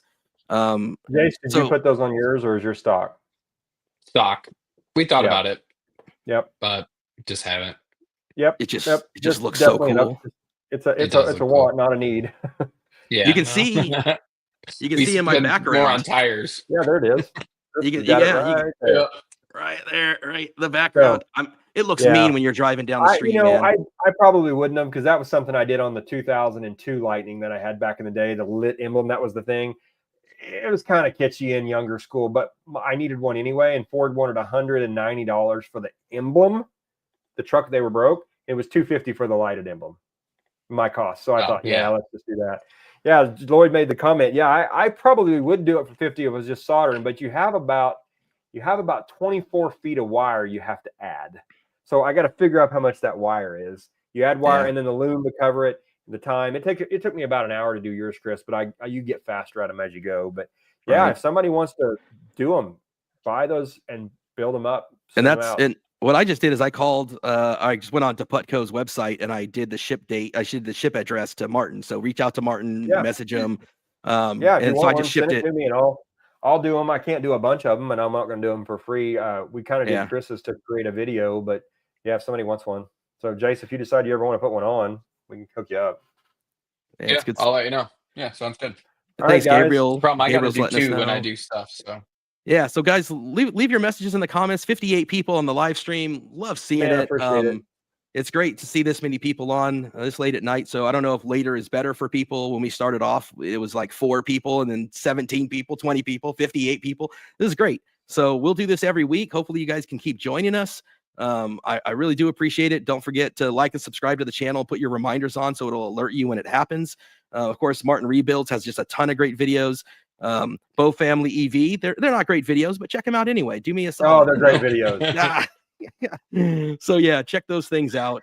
We appreciate everybody tuning in, and fellas, I think that's a wrap. We'll see you guys in a week. Thank you, everybody. I appreciate it. Thanks, everybody. Take care.